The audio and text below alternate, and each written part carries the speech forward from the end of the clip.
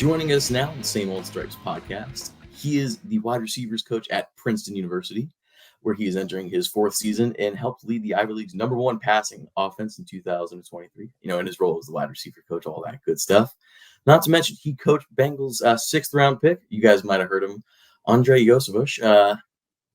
Worked together during their time at Princeton, all that good stuff. And we're really excited that we can spend a little time talking about both Coach Flynn's experience working with him and kind of what Bengals fans can expect in the NFL. But, Coach, you're a busy guy. I know the recruiting trail's hot right now. How are things? Everything's great. Yeah, we just got done. So our last day on the road was last Wednesday, and we're just going to start camps here, our camps, and going to other schools' camps really this weekend, kind of on Sunday is our first day working with the young guys. So it's, a lot of travel, but it's good. Weather's been good. I was in Ohio a good amount of that time. I'm from Northeast Ohio. So it was good to be back home, see some people that, see some of my relatives and some people I played with in college and high school. So it's been great. Well, right on. I'm glad you got back down to the Buckeye State. Always great knowing that we have a fellow Ohio friend on the podcast, even though it's the northern part, Right. It's almost a different state. Oh, yeah, it kind of is, especially depending on the time of year. It's a wild time all over the state. But I kind of want to start here because, it's got to be really cool from your perspective as a coach. Anytime you raise, these kids and kind of see what they become as, not only, people, but, to take the professional leap and be a drafted NFL player. Just seeing Andrei get his name called in the 6th round after working with him for all these years at Princeton, just how cool of an experience was that for you? Yeah, it was great. This is going to be my 25th season coming up. So I am becoming more and more of the crusty old ball coach here by the year. But that was a moment. I've had a couple guys be free agents. I had a guy, invited to the Senior Bowl combine, but I never had anybody drafted. So that was great, man. It was, again, when Andrei, you can't help but be happy for him. He's such a good person and such a hard worker and an unbelievable teammate. And it was great, man. It's great for him, most importantly, but it was a thrill for me, my family, obviously our program, and he's again a great player that everybody roots for. Like, you walk through our building and there's nobody associated with our football program in any job, any member of the team, offense or defense, that doesn't like him. So it was great. Yeah, it was a thrill for sure. Well, that's really interesting to hear because, he's a two-sport athlete. I think that a lot of Bengals fans have heard that by now, but I think that's kind of something I really was curious about. For you, is that how unique of an opportunity was that, to coach a kid who's got incredible, almost like Olympic level athleticism? He's doing that as a track athlete while also getting ready for football season. I'm sure there was tough balances at time, but how unique was that for you as a coach to have someone with that level of athletic ability? Yeah, never to now. I coached at Villanova for almost 15 years before I was here, and we had a guy who was an NFL level guy who was invited to the Senior Bowl that ended up playing professional baseball.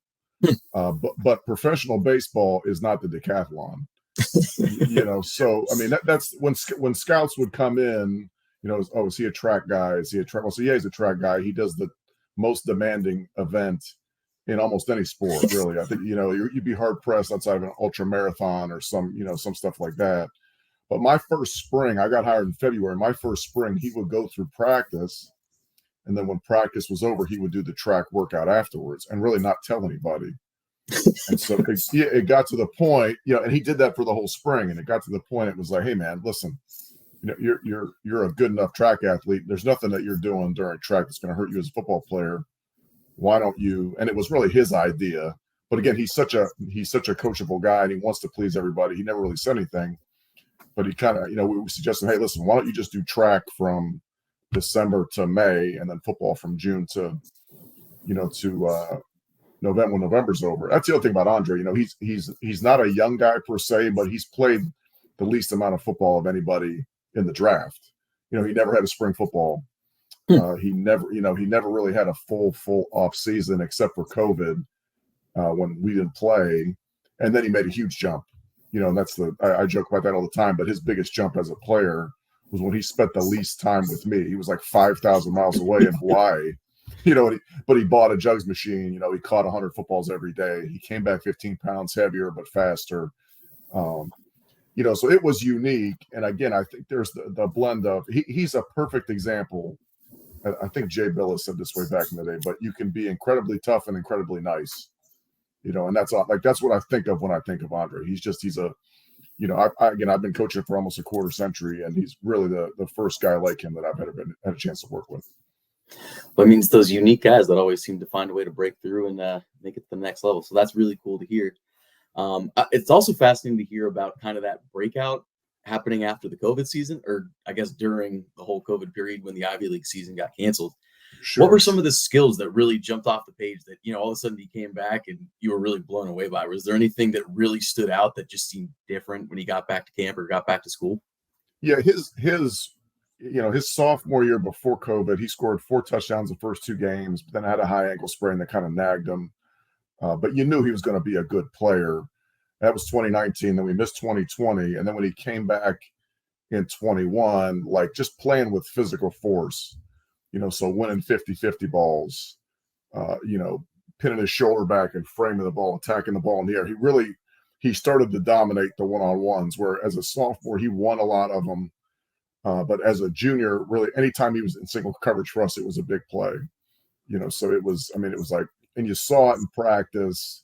And the fun thing about him is you saw it even last year, like it'd be week 8 on a Wednesday and he would do something as a ball carrier or change in direction at the top of a route. You're like, man, this dude is still getting better because he hasn't practiced that much. So that's why I'm excited for him now, because even just going through the OTA stuff for him, it's really the first time he's had like a true football off season, in the spring or the summer, with being coached the whole time. In college, a lot of what you do is on your own with strength coach. So, but he's a guy, just even like I said, even though he's an older rookie, he's just going to keep getting better because he just hasn't played a lot of football. We don't do one-on-ones here in practice. So his first live one-on-one rep was at the Senior Bowl against somebody from like Miami or Georgia. You know what I mean? And it was like, man, like, you kind of feel like we're doing him a disservice. And he did well. Like he had some really good wins in those reps. And so I'm just excited to see what he's going to do, particularly with the quality of that wide receiver room and the coaching that he's going to get there. I mean, it's a good situation for him. Well, that tees me up right into my next question perfectly. I mean, in terms of landing spots, it sounds like, from your perspective, it couldn't be much better, but how excited are you for him that he gets to, not only play with Joe Burrow, but not only be in that wide receiver room, but get to play in an offense with such a high reputation for using wide receivers creatively between Zach Taylor and Brian Callahan? Because obviously Andrei at Princeton, you guys were doing a lot of different stuff with him. So I'm sure you're excited to see him expand even more in Cincinnati. Yeah, no doubt. I mean, I think obviously it all starts with the quarterback. In my house, I live with a bunch of Eagles fans. I live just outside Philadelphia. But my son, who's a sophomore, is like a diehard Joe Burrow guy, and I think everybody is. I was kind of asking him. There was either a playoff game or a regular season game. Joe Burrow was getting hit hard, and he was getting really aggravated about it. And I'm like, "You're an Eagles fan. What's your dog in this fight?" He's like, "Man, Joe Burrow." Like, everybody loves. Who doesn't like Joe Burrow? I said, "You're right." I mean, that's exciting to get to do that, and then obviously, the quality of the wide receiver room. We watched clips. In our room of Jamar Chase when he was at LSU, of T. Higgins at Clemson, Tyler Boyd at Pitt. Those are just great guys to be around and learn from. And then obviously, again, offensively, the scheme and all that stuff is a great scheme to be a part of. So, yeah, it's a great situation. He's going to have to battle. Charlie Jones, who you guys drafted in the 3rd round, is a really, really good player. How many wide receivers you're going to keep, but I think that's any roster. There's nobody in that league that's going to hand you a spot on the 53. So it's a great. I mean, it's a great room. I saw a thing today. I don't know what it was. It was ranking the top rooms in the league, and Cincinnati was first. So that's not a surprise given the players that are in there, including Andrei. He's on that list now too. He's a part of that number 1 wide receiver room of football that Bengals fans are so excited about. I just have one more question before we jump off this call. I always like to kind of end this way because it gets Bengals fans real excited, but what's something the Bengals fans should know about, either the player or the person that they're getting in Andrei? Because I feel like as a 6th round pick, he has a little bit of a sneakier profile, but from all accounts, I think everything the Bengals fans have read and have seen, all the interviews have been fantastic. But from your perspective, what's something the Bengals fans should know? Yeah, I mean, you just won't you won't come across a better person. You know, I mean, he's just a genuine, down to earth, empathetic, really, really nice guy. And again, as you know, football people, sometimes we mistake that kindness for weakness, and that's also not him. You know, we started the season 8-0, and we lost our last 2 games. You know, so we kind of kicked away the Ivy League championship. We lost to a couple good teams at the end. And the Sunday, you know, after the season's over, I got a text message from him like, "Hey, can you get the jugs machine out there today?" You know what I mean? And we were out, and you know, a couple of us went out to the shed and rolled it out, and you know, he was putting in the work. So you're getting an unbelievably good person. You know, I mean, any fan out there or teammate or member of the Bengals organization interacts with him, going to love him. And he's going to max out anything he ever does. Like he's going to work. He's going to do extra. He's going to be a great teammate. He's going to be a great member of the organization. Well, we're really excited to have him, and now I'm even more fired up. I think all the Bengals fans will be too. And I'm sure you're fired up that you can just keep your orange and black, and that just works perfectly. You can go to Bengals games, you can root for the Bengals, and you can just wear your Princeton gear. You'll be in good shape. You don't have to reload. It's an easy transition. And again, in my household, nobody's home right now. None of the Eagles fans are home. I don't have to buy the Bengals gear, which would put me under the crosshairs. I can just kind of wear the same orange and black stuff I have. And we've adopted them as our AFC team. So you know, it's been a very safe. Had he been picked by somebody in NFC East, I might be doing this from my car or from the basement. So it's definitely, we're excited about the situation. It's a great team to root for. Yeah, I'm sure you're thankful we're not on a Cowboys podcast or something right now, because that wouldn't happen. Would never have, no shot. Yeah.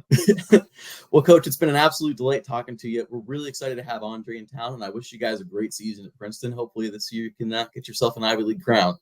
Sounds great to me. Thanks so much. Great talking to you. Yeah, have a great night.